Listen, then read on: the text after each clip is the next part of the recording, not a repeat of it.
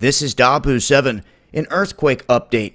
As you can see here on the global incident map, we have had a decent quake strike here, Dove Creek, Colorado, or 57 kilometers north of Dove Creek. This is a very, very shallow earthquake. It's coming in at only 0.8 kilometers depth. This is damn near a surface quake at this magnitude. Now, I also want to point out, we've had some activity over here on the East Coast all of a sudden. West Virginia, it's not huge, but in the past week, I've been noticing small quakes like this popping up all over Tennessee, toward the New Madrid, and now over here in this area. For some reason, West Texas has been seeing the same thing go on. Small little quakes in this area, and that's it. Nothing major.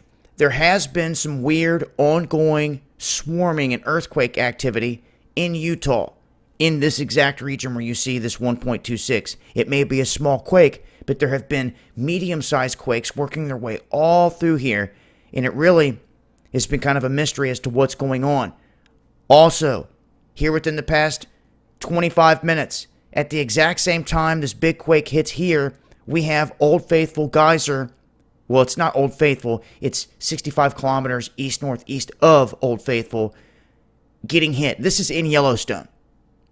When you step into Wyoming from Montana from either side here, you're coming in the north or the west entrance to Yellowstone.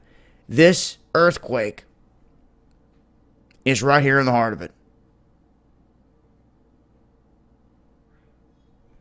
There's Grants Peak, there's Yellowstone Lake, and there's that quake, a 3.38, decent quake.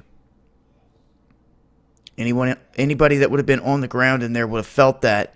And this one, striking south of Grand Junction, east-southeast of Moab. This is where we went here this past summer. We went to Yellowstone and to Moab.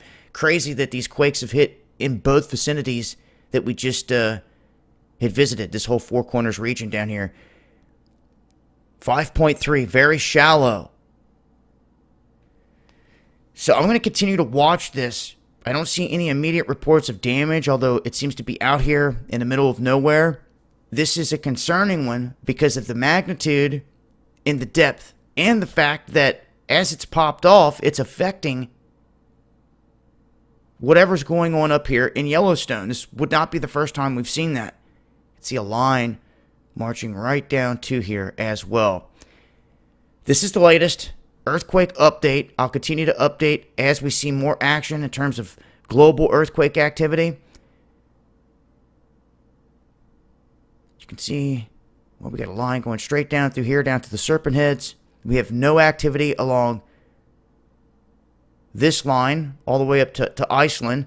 It looks like from Alaska down to Japan is quiet right now, although we do see a little bit of swarming Papua New Guinea in this region. I would keep an eye out for Vanuatu, Fiji, down to New Zealand in terms of any quake activity down through here that's known to pop off. The obvious spots around Japan, up here around Russia, and then it likes to follow this around with small to medium quakes, as you can see right here, all the way up to Alaska. And then once you get there, we have a dead area off BC down to the Juan de Fuca plate that we always are watching that's been quiet for some time too. It can generate a decent quake, and then those could bring forth a tsunami.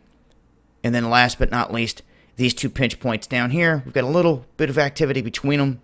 We had a big quake here this past week, and this area has been quiet for some time. So when I'm watching this area, I'm watching all of this around Colombia, Venezuela, all the islands here for any activity. And like I said, I'll continue to update as things change. But that is a look here at the most recent quakes. Some decent ones here in America. It's been Dabu 7 with an earthquake update.